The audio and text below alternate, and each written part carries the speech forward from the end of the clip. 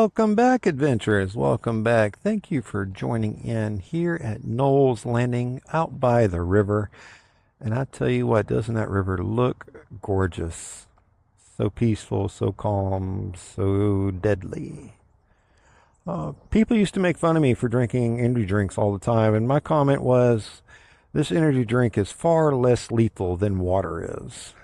Because water has killed more people in the world than any other substance.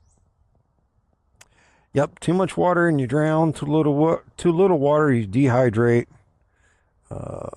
Yeah, you get the idea. Anyway, doesn't it look peaceful and serene? I think it does, as we get visited by a little butterfly. Hello, butterfly. How are you doing today, buddy?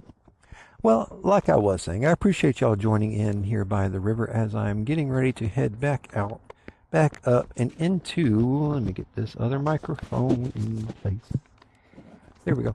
Back into Warner Robins for the day. I'm going to go get some lunch, do a little light rock hounding. I have 2 or 3 places I want to go try. I have my trusty red busket, and a shovel and an axe. So I should be able to get whatever I need wherever it is I want to get it from, right? Right. Let's get to going. While we get to going and headed into town, let me talk to you about something. Let me ruin some childhoods, if I may. I just realized I'm riding on the mud. That is not ideal. Not ideal at all for a motorcycle to be on mud. Let's go around it. I feel it wanting to slip when I was on it. That's no bueno. No bueno at all. Especially considering the only other person here that could help me is a 80-pound older woman. Like she's like in her 60s, 70s. She's out here doing some rock hounding of her own. Ooh, this is going to be gnarly. Alright. Somebody's nice little hat though. Nah, that's not a state boy hat. I should have popped my visor though, and shouldn't have been distracted by that dang hat. The hat got me, y'all. The hat got me, but that's okay.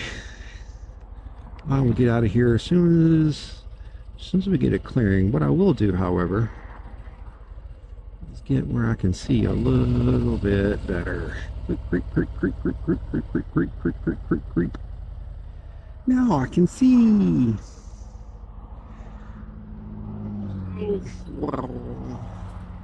Well, while we're waiting here, let me go ahead and continue my topic, and that is ruining childhoods, ruining your memories of what you thought was one thing and actually turned out to be another, and that is the movie The Little Mermaid.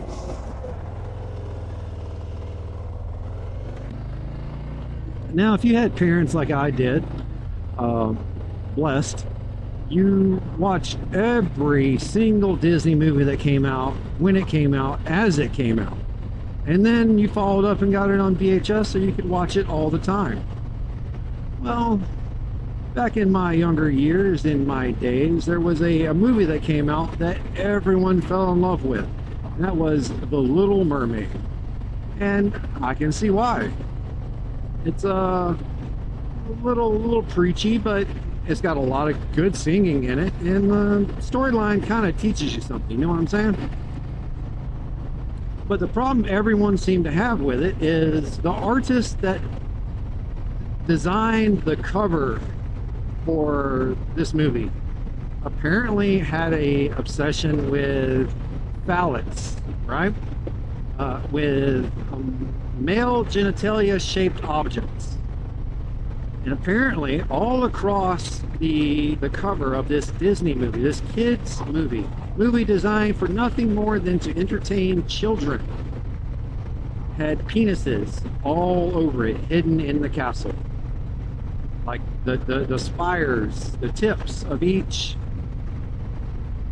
castle, I don't know, parapet was like a little penis, a little pecker, a little knob, a little sleazy looking thing just sitting there for get everybody's attention. Now you could argue that children never saw that, which is true. I never did. I didn't realize that's what it was, because honestly I wasn't sitting there staring at the castle. There were other things more important than the castle in the picture, like King Triton, Ariel, the Little Mermaid, Sebastian the crab, Flounder the, I don't know what Flounder was. He wasn't a flounder. I think he was a guppy. Somebody correct me on that. But to have the artwork, the original artwork, apparently is now a collector's item because, of course, Disney took all the penis design copies they could off market and tried to save face. But like I was saying, if you were a kid, you didn't see a dick on the cover. What you saw was what you were supposed to see. It's the adults that corrupted it into something that it shouldn't have been. Okay. Whoa, big boy. Let's give you some space, huh? It looked like, to me, he wanted to get over real quick, and I didn't want to be the one to slow him down. Okay. He's good. He's happy. What's up, dude? But adults ruined that. And adults ruin, actually, everything. Being an adult ruins everything. You can't go out and, as an adult, go skip through a field and play pretend because someone's going to think you're crazy. You're not right. You shouldn't be doing that. You're an adult. Well, you're right. You're an adult. So if I want to get out there in a thong and a tube top and dance around a field of daisies, I don't need anyone coming up to me and telling me what I'm doing is wrong, because I'm a GD adult, and what I have earned the right to do what I please, as long as it doesn't directly hurt anyone else. And me dancing in a field in a thong and a tube top wouldn't hurt anyone else. May question a few of my thoughts, but you get the idea. You should do what makes you happy, because your happiness is going to be sapped from you as an adult. There's going to be things that come up that have nothing to do with what this one idiot connected it to. It's a castle. It's made of gold. It's underwater. I expect to see rounded edges and what looks like flowing gold on it. I should expect to see that, because in my mind, underwater, that's how things should look. They shouldn't look all nice and neat and sharp and pristine, okay? They need to look slobbered, right? I said what I said. I don't hide from it. I definitely think the cover should have stayed, and that Disney shouldn't have allowed one person's perspective to distort the happiness it created. Because happiness, ladies and gentlemen, folks, creatures of all shapes and sizes, happiness is key.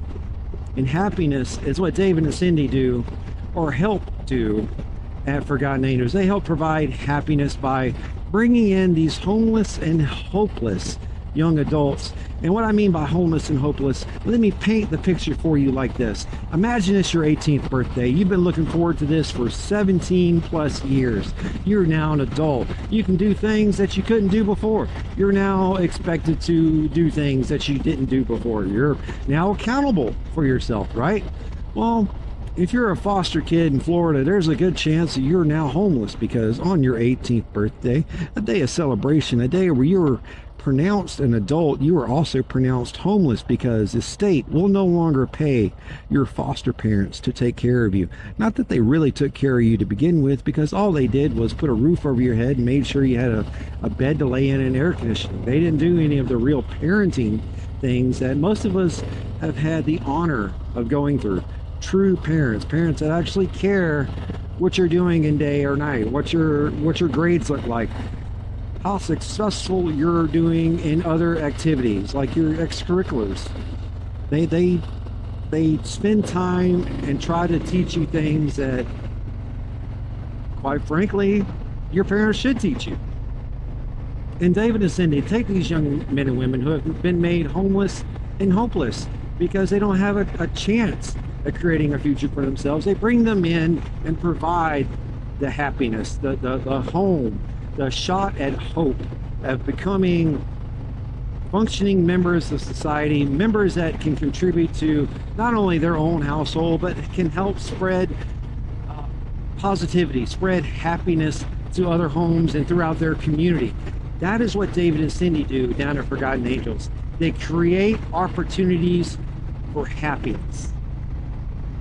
And ladies and gentlemen, folks, creatures of all shapes and sizes, I've said it once, twice, and I've said it 3 times.